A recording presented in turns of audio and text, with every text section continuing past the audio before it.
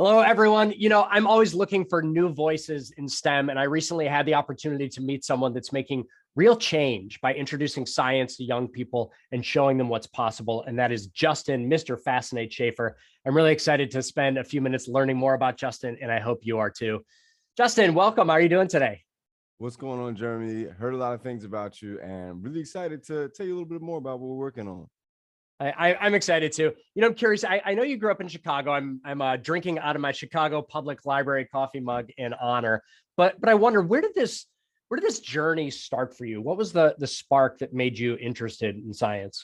I think the spark hadn't been ignited for a while, but it was always within me. I was one of those little kids that loves all things science, but it was always a secret. Like growing up in the South Side of Chicago, wasn't really that cool to be a nerd or to be interested in how many moons revolved around Jupiter or things like that. And so for a long time, my nerdy science interests remained dormant. And then I ended up going to college, which was an HBCU. I went to Hampton University, a historically Black college, and I realized there are other people that look like me in the space. And that had a profound effect on me and made me realize what was possible for myself. And so, once I graduated from college, I had the opportunity to work in a traditional STEM job. I worked in tech as a consultant for a little bit.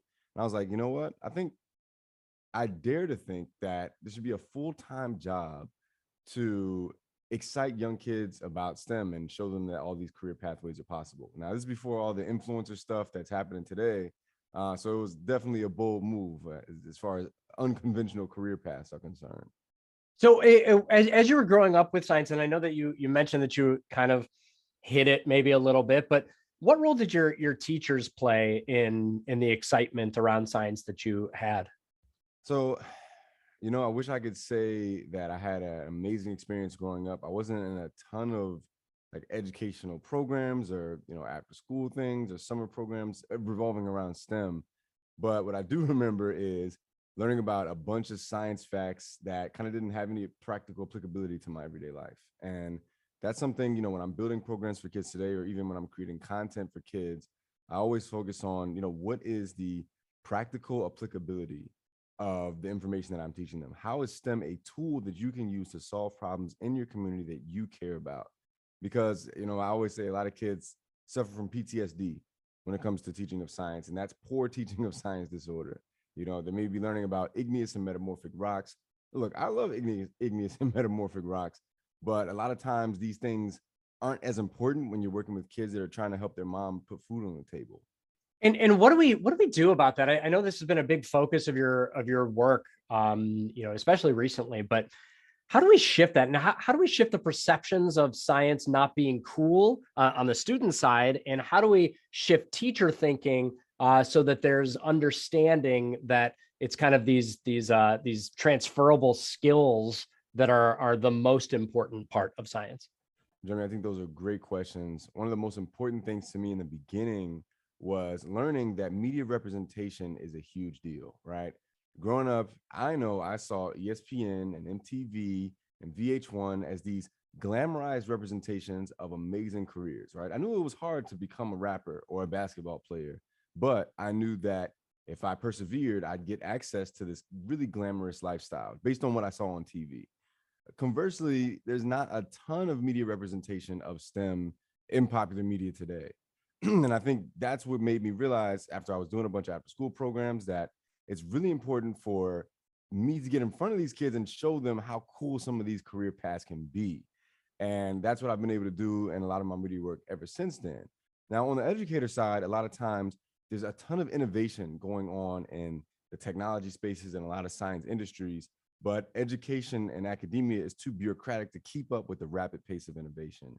And so a lot of times what's really effective that I've seen is professional development from folks that are closer to the bleeding edge on innovation, and even sometimes having employees from tech companies come down and give professional development to educators so that they're more adequately equipped to prepare kids for this incoming craziness that's happening in the workforce right now.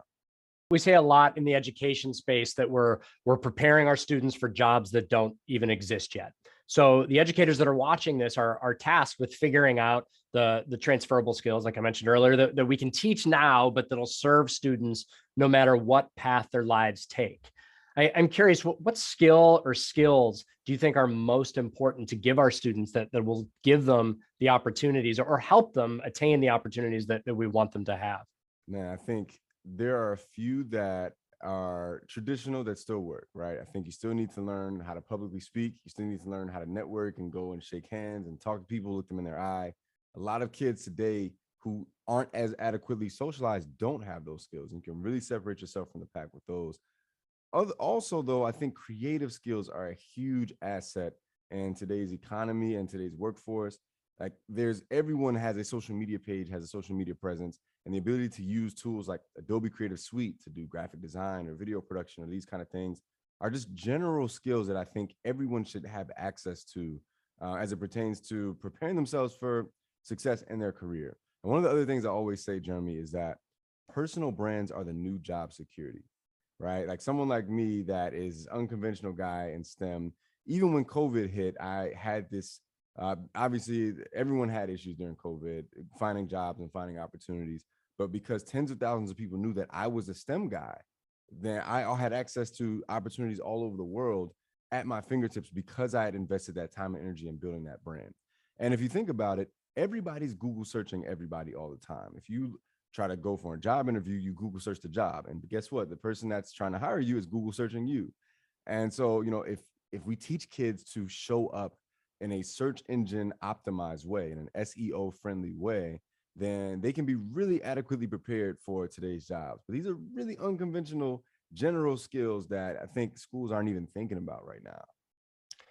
Kind of related to those skills, Justin, I wonder, I do a lot of work with a couple of organizations that are supporting really brilliant young people to get into great colleges and great career paths. And maybe the biggest obstacle that those young people and students cite as their barrier is a really, really deep sense of imposter syndrome.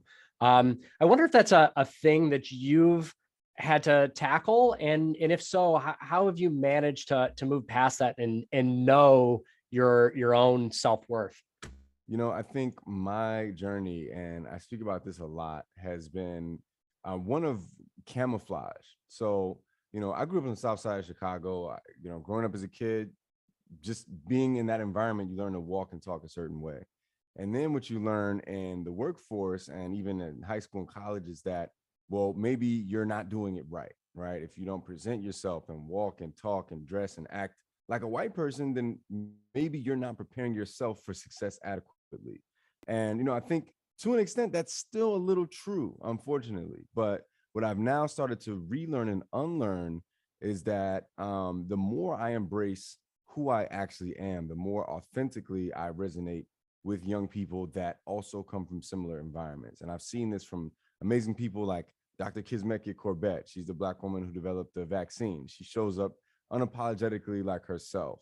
But I think as opposed to imposter syndrome, it's kind of like I just became this person because I felt like this is who I needed to be. And now I'm realizing, wait a minute, I can actually just be myself.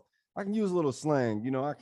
I can play basketball. I can be unashamed about these qualities of myself because they're relatable to a generation.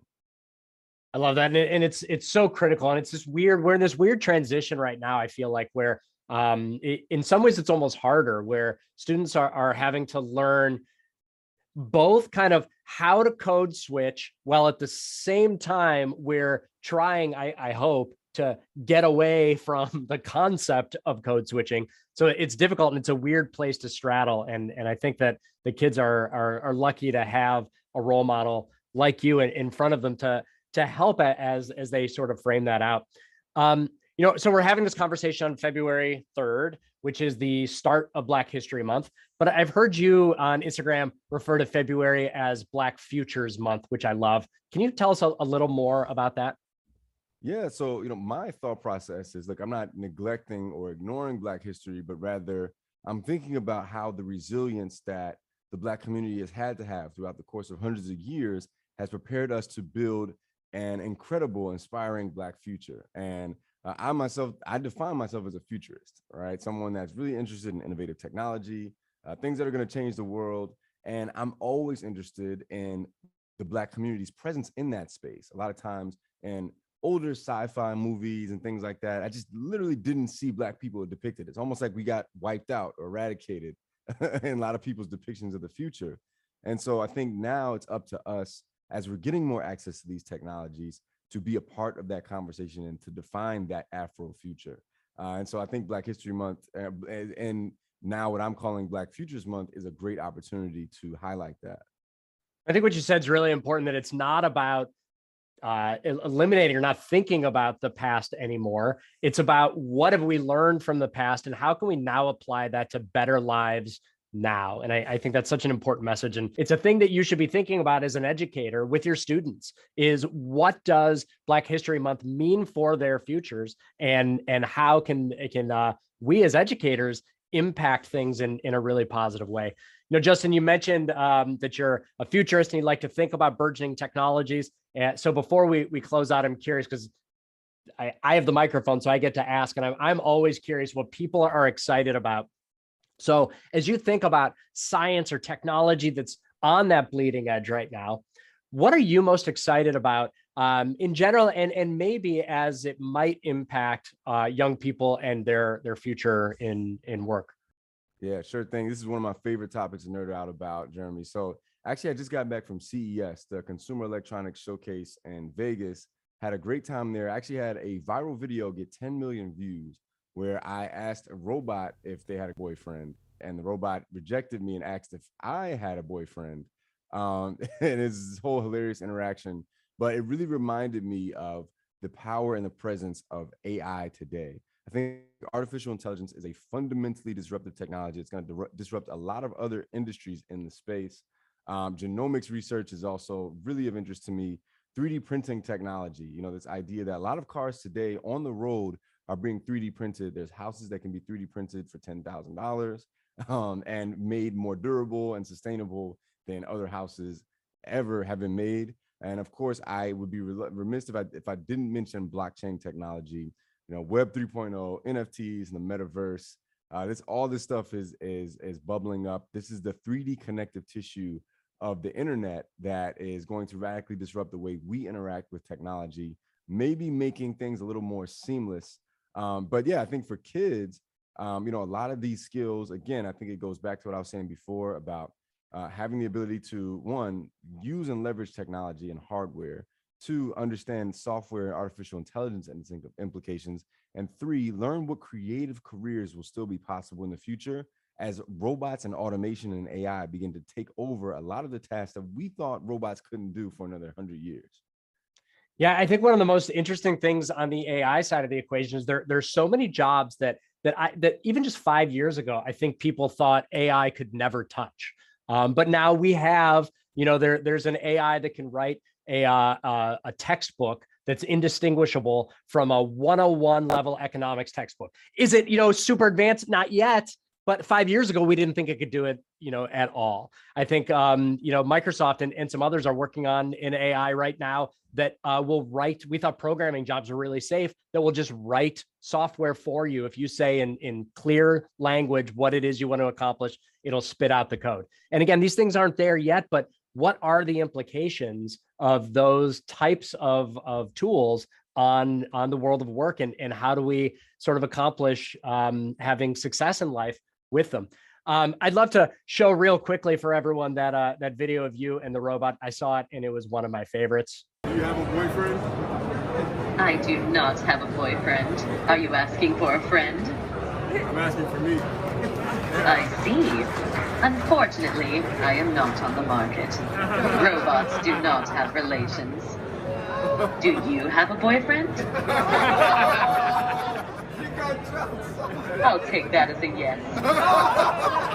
I love that video so much. I think that's something that kids should see, because it shows, again, is it the same as a real interaction with the human? No, but it's a whole lot closer than we thought it would be. I want to touch on one other thing that you mentioned, just out of my own curiosity. So you mentioned blockchain, and obviously everyone's already talking about crypto and NFTs and things like that. But I wonder if you have thought about the ways that blockchain might impact the instructional environment in schools. Yeah. So I think it's a really good question. So I'm actually working on this company. It's called Infinity Education, and it's my friends and a couple of partners.